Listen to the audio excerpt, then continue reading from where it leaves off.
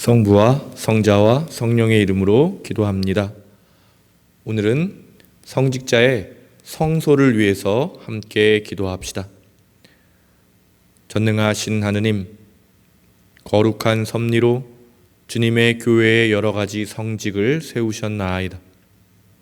겸손히 비오니 주님의 백성을 위하여 부르신 주교와 사제와 부제에게 은총을 내리시어 진실하고 경건한 생활로 주님과 교회를 온전히 섬기게 하소서.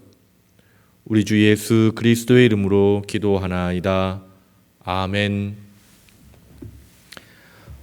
오늘 함께 읽을 성경 말씀은 스가랴서 8장 14절에서 17절까지의 말씀입니다. 나 만군의 야훼가 말한다.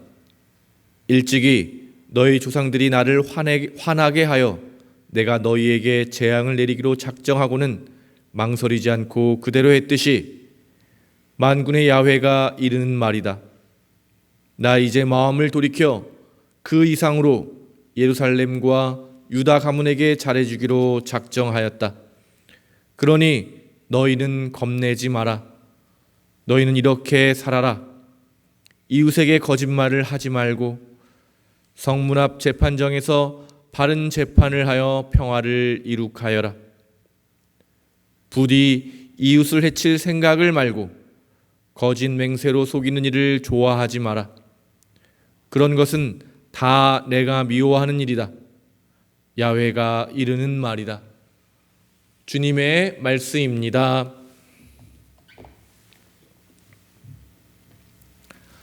성부와 성자와 성령의 이름으로 말씀드립니다.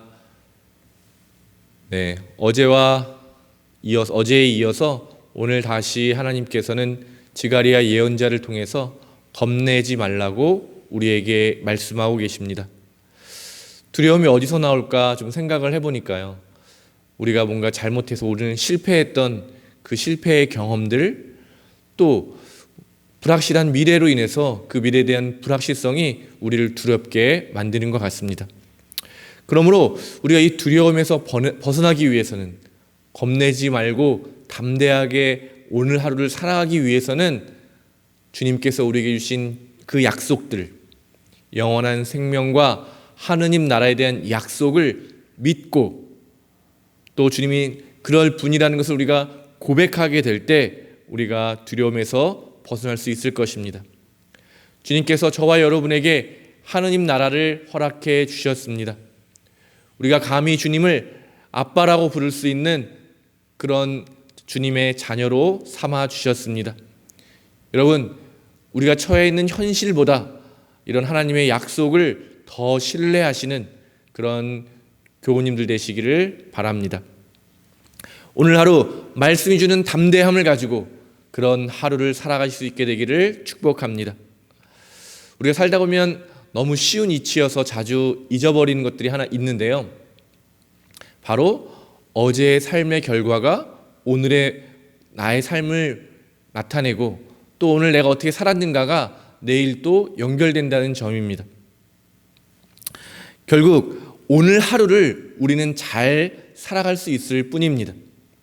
잘못된 과거와 결별하고 다시 한번 바르게 오늘 하루를 살아가겠다고 다짐하는 일, 그것이 조금씩 쌓이게 될 때 우리의 삶은 근본적인 변화를 이루어낼 것입니다. 주일에도 시몬 신부님께서 용서에 대해서 말씀해 주시면서 바로 오늘에만 우리는 용서함으로 용서의 근육을 키울 수 있다, 이렇게 말씀해 주셨는데요. 바로 지금 내가 살아간 이 삶에서 하나님의 말씀을 듣고 실천하는 것이 얼마나 중요한지를 다시 한번 깊이 깨닫게 되었습니다. 오늘 하루 말씀을 입으로 고백하시기 바랍니다. 오늘 하루 말씀을 마음에 품고 살아가시기를 바랍니다. 오늘 하루 말씀을 여러분의 삶으로 실천하시기를 바랍니다. 그렇게 될 때 우리는 우리의 삶에 하나님의 임재가 가득하고 하나님의 영광이 드러나며 하나님께서 주시는 그 축복을 온전히 누리게 될 그 날을 우리가 마침내 맞이하게 될 줄로 믿습니다. 아멘. 오늘 함께 읽은 성서에서 하나님께서는 지가리야를 통해서 너희가 지금 겪고 있는 재앙, 고통, 그것이 어디에서 시작되었는지를 먼저 생각해 보라고 말씀하십니다. 그들이 겪고 있는 그 재앙은 그들의 잘못도 있지만 바로 조상들의 어떤 잘못된 하나님의 말씀을 듣지 않고 외면하고 귀를 막고 자기의 욕심을 채우기 위해 살아갔던 그런 삶으로 인한 결과였습니다. 결국 이런 삶의 모습이 지금 백성들의 모습에도 있었음을 우리가 알 수 있는 것입니다. 그런데 이런 백성들을 격려하시기 위해서 하나님께서 말씀하십니다. 이제 내가 너희에게 재앙을 내렸듯이 내 마음을 돌이켜서 너희를 축복하겠다. 아멘. 여러분, 하나님께서 우리에게 값없이 아무런 이유 없이 하나님은 사랑이시기 때문에 우리를 축복해 주시겠다고 오늘 말씀으로 선포해 주고 계십니다. 여러분, 우리가 하나님의 축복을 누릴 수 있는 이유는 우리의 어떠함이 아니라 바로 하나님께서 그렇게 마음을 바꾸셨기 때문임을 여러분 깊이 마음에 새기시기 바랍니다. 그래서 우리가 그런 하나님을 경험하고 믿게 될 때 어떻게 살아갈 것인가? 당연히 하나님의 좋아하시는 일, 그것을 행하고 또 하나님이 싫어하시는 일을 우리의 삶에서 거절하는 것, 그런 삶이 바로 그런 하나님의 축복을 누리는 삶이 된다는 것입니다. 그러나 우리가 무엇을 해서 축복을 받는 것이 아니라 하나님이 축복을 내려주시는 것을 감사하며 우리의 삶이 반응하는 것, 우리의 삶으로 고백하는 것, 이 순서가 중요하다는 것을 여러분 오늘 잘 기억하셨으면 좋겠습니다. 16절과 17절에 그래서 하나님께서 좋아하시는 일은 무엇이고 싫어하는 일은 무엇인지 다시 한번 이렇게 설명해 주고 있는데요. 이미 예언서를 통해서 하나님께서 이스라엘 백성에게 선포하셨던 그 말씀을 다시 한번 잘 정리하고 있습니다. 하나님의 정의를 세우고 또 불의를 행하지 말라는 그런 말씀인 것입니다. 우리는 이것을 예수님께서 선포하신 하느님 나라로 주로 표현하고 있습니다. 이 하나님 나라를 무엇으로 표현할 수 있을까 좀 이렇게 생각해 보았는데요.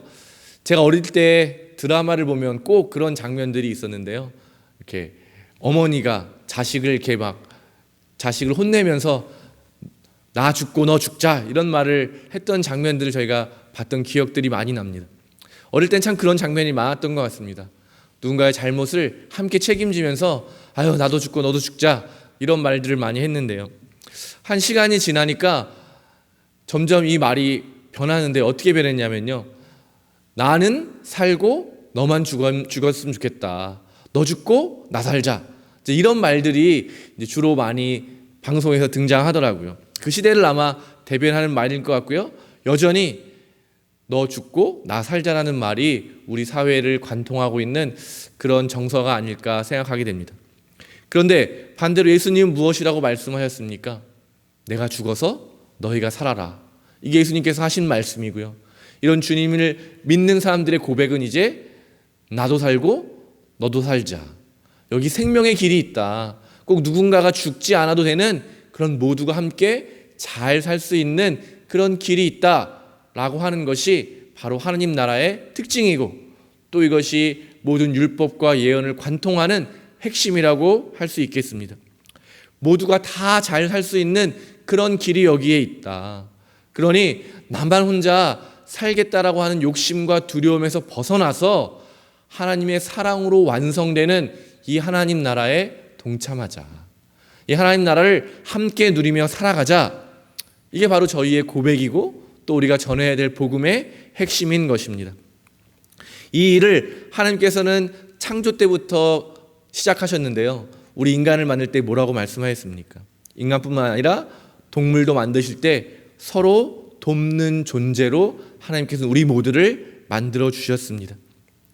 서로가 서로를 경쟁하고 서로가 서로를 해치고 잡아먹는 그런 관계로 만드신 것이 아니라 서로가 서로를 돕고 완성하는 존재로 하나님께서 우리를 만들어 주셨음을 여러분 기억하시기 바랍니다.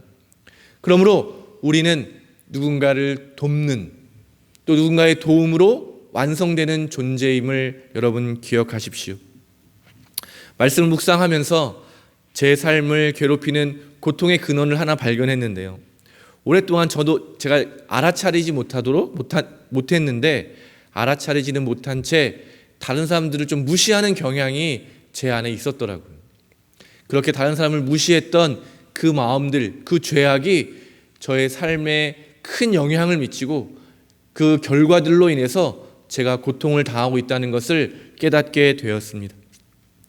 제가 처음에도 말씀드렸던 것처럼 제 안에 뿌리 깊게 내려있는 이 죄에서 벗어나기 위해서는 다시 오늘 새로운 결심을 하고, 그래서 겸손을 실천하고,